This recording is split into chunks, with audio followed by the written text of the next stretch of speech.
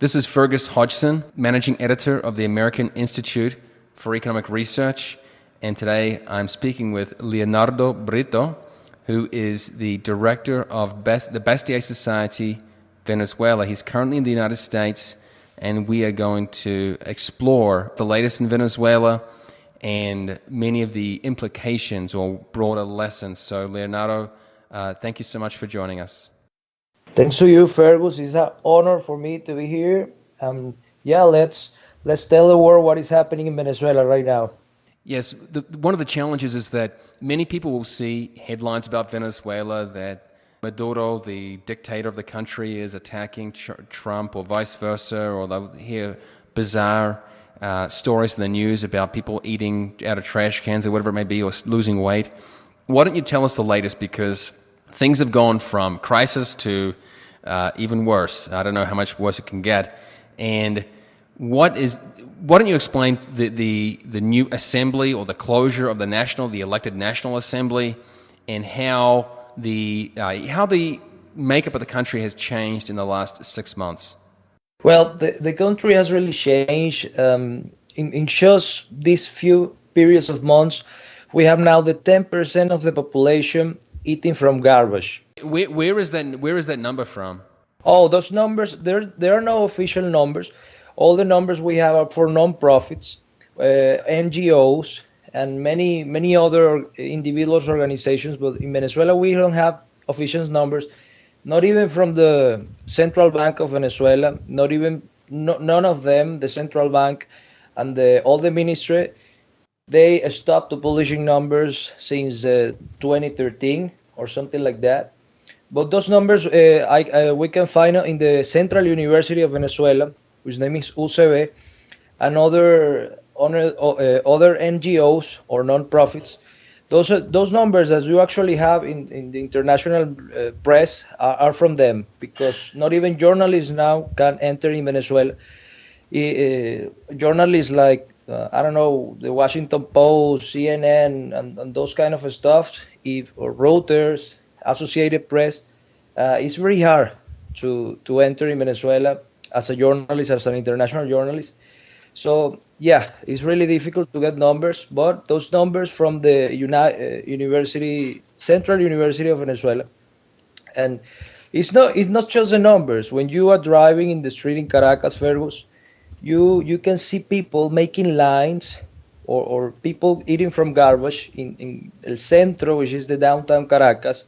It's pretty common, and I'm aware that it's getting more common and common. It's like people just don't care. It's just normal, the people eating from garbage. And yes, people eating from the zoos. You see animals in the zoo. Well, people are stealing the animals in the zoos.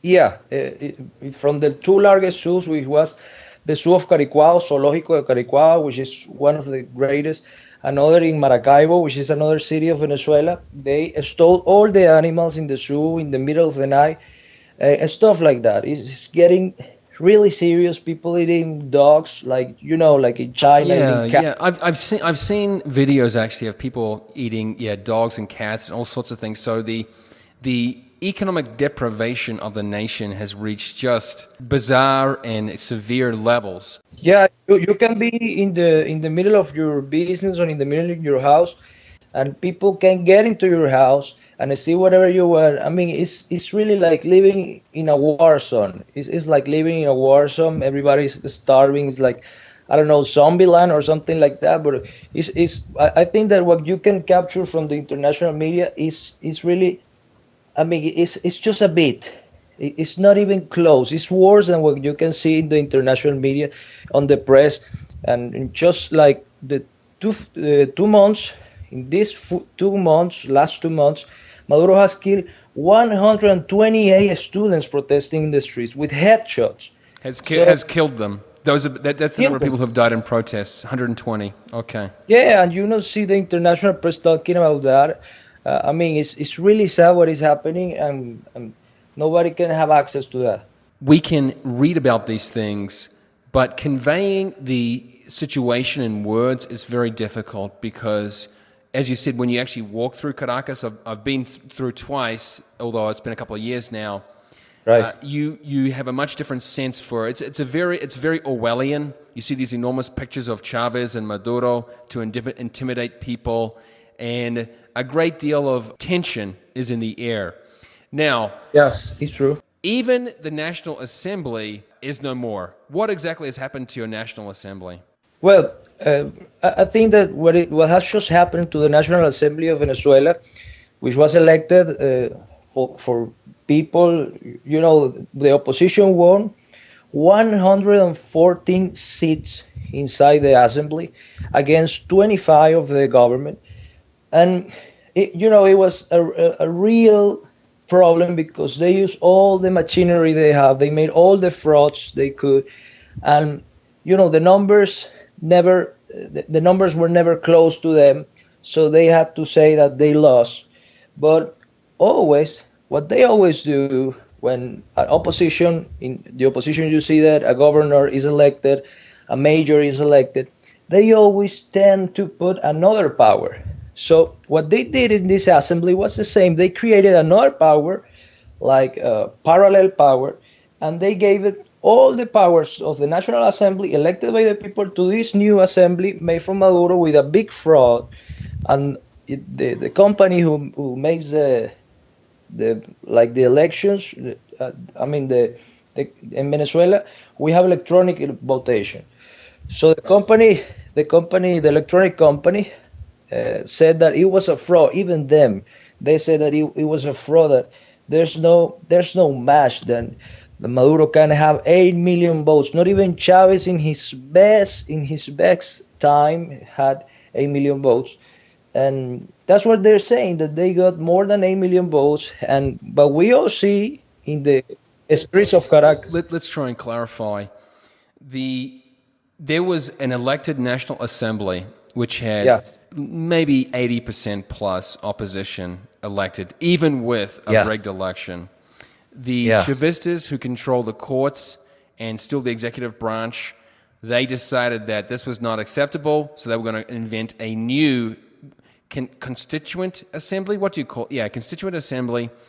And this would be, how has this been populated? How have people come, these new, quote, representatives, how have they come to earn their positions? Well, yeah, most people in the streets are protesting in Venezuela. We have something like, some NGOs say that we have something like 1 million protesting in Venezuela, in all Venezuela, small town, villages, cities all around Venezuela, 1 million people in the streets. And the results is that in Venezuela, we all know what is happening. We have a dictatorship. So it wasn't new. We were expecting that. We were aware that the government was gonna to take the powers of the assembly.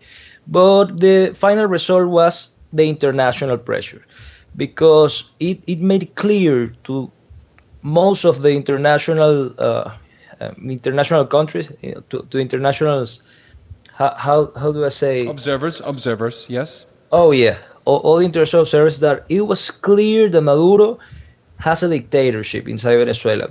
So for us, it was not new. It was more of the same. They have made all this through all these 18 years they have governing in Venezuela. But let me try and clarify the question, though, because I agree with you that the National Assembly prior to this change was really just decoration. It really would prove to be ineffectual, and the executive branch and courts would just basically block anything that they tried to do. But who are the people who are now in the new assembly? Who are these people? Oh, well, all these people are, in Venezuela, we have many branches of divisions, and we have something called las comunas, which is a kind of popular organization that Chavez created, small communities, leaders, and these guys are actually now the new assemblants, the new leaders of the assembly. And of course, most of them are from the colectivos, which are gangs we have in Venezuela, Chavistas gangs we have in Venezuela. And those popular leaders in those popular branches, who they call las comunas, are now who are taking the power in the representation of the people. Now, let's try to focus on something positive or some kind of something proactive. So we have a dictatorship in Venezuela. The National Assembly is gone. The political opposition is imprisoned. Over 100 people are politically imprisoned, and I assume even more at this point. Yeah, it's more than 400 people in prison for political reasons. So yeah, so just in the last couple of months, I mean, the last time I checked was about 100, but I guess in the last couple of months it's just ramped up a lot. Yeah. And not only is there political authoritarianism, the economy is in absolute ruin because there has been basically a destruction of the currency, blockades on imports, exports caused largely by the currency controls. The labor market is inflexible. There's been a great deal of economic flight. Okay, tell us what we can do about this. You know, even though all this horrible situation that is happening in Venezuela, what I see from most people and most of the young people is that now they are open to new ideas. So what can we do about the country? I mean, most people have never before reconsidered about their own ideology. And this opening has, as a Basia Society, which is the organization around in Venezuela, has opened us to many opportunities in universities, even in the media, in a lot of places, because people want to hear something new. People want to listen. I mean, the positive thing that is happening in Venezuela is what you can see in most crises, that people tends to be open to new ideas of what can we do about this country. Because you know what big problem we have in Venezuela is that everybody is socialist. Even the opposition in Venezuela is a socialist. The opposition coalition we have in Venezuela, they always talk about freedom and liberty, but it's all about freedom of speech, freedom of religion. They really believe that in the redistribution of wealth, that we need to go to keep the power and get the oil so we can redistribute the money, because this all started in the schools. Socialism started in the school in Venezuela. So the opportunity we have is that actually most people don't believe in socialism right now, but they are open to new ideas, and that could be something good for us as a Basia Society, to keep spreading these ideas, to say like this: hey, this is not the way. This is another way. This is what we have, and this is what we could be if we had another. You think that the Venezuelan population have become turned off, particularly by the Socialist Party, at least, of Venezuela? The 80% of the Venezuelans don't believe anymore in socialism.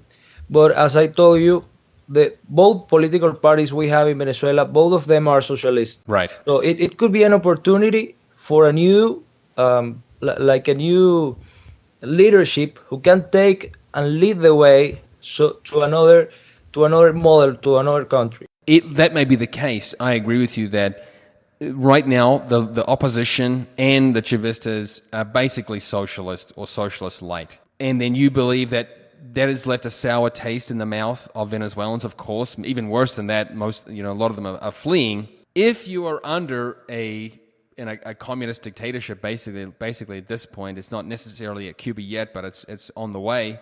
How can you actually bring those ideas into fruition?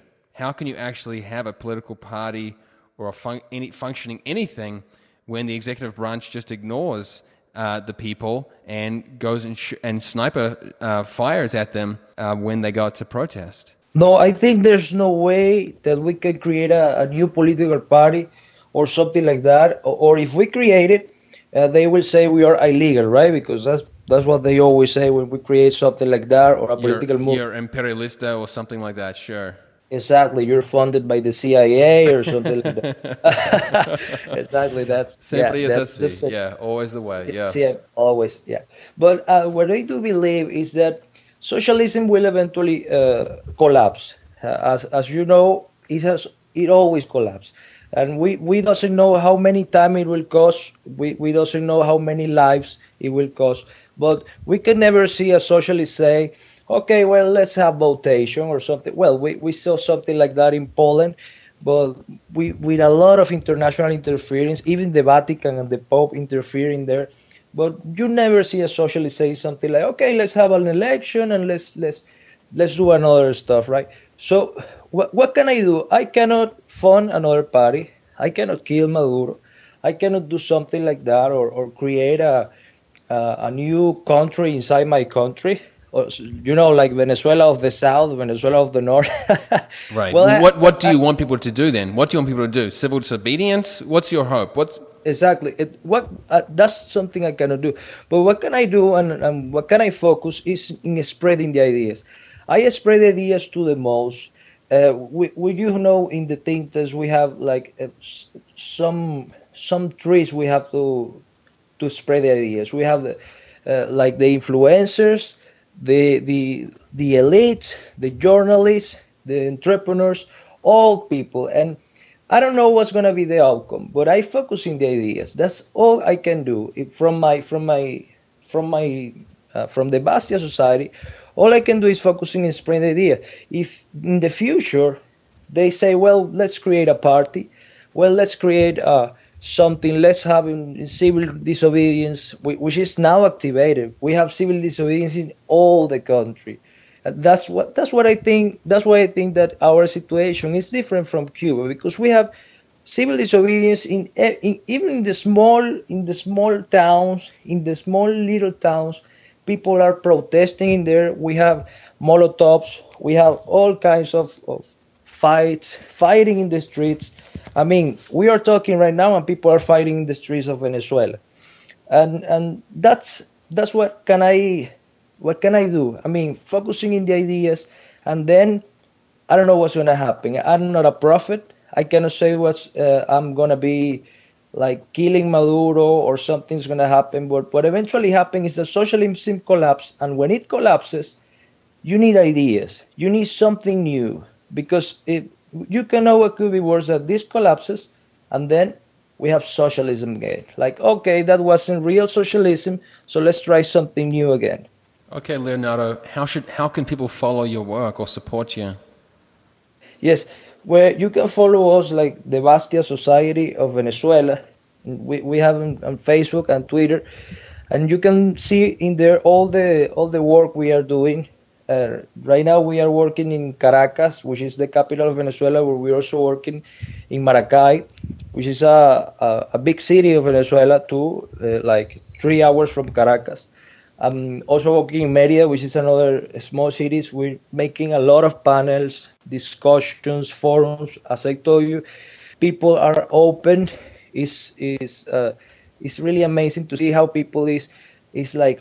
I mean, they have never heard about Bastiat. They never heard even about Milton Friedman, which is a novel. They never heard something about it. Never, never. And it's amazing. And we're working also with the Students for Liberty, other things that's in there like Se Dice. There is like a revival of the libertarian ideas in Venezuela. Even though capitalism is a word that is demonized, satanized, we can see a revival of the youth, of the young people, in these intellectual ideas, in these new forms of creating a government. And follow us. You can also email us at Venezuela. @bastiasociety.com. Folks, go to AIER.org for more information about Leonardo and his work. Otherwise, thanks for your time, and we wish you the best. Thank you, Fergus, for this.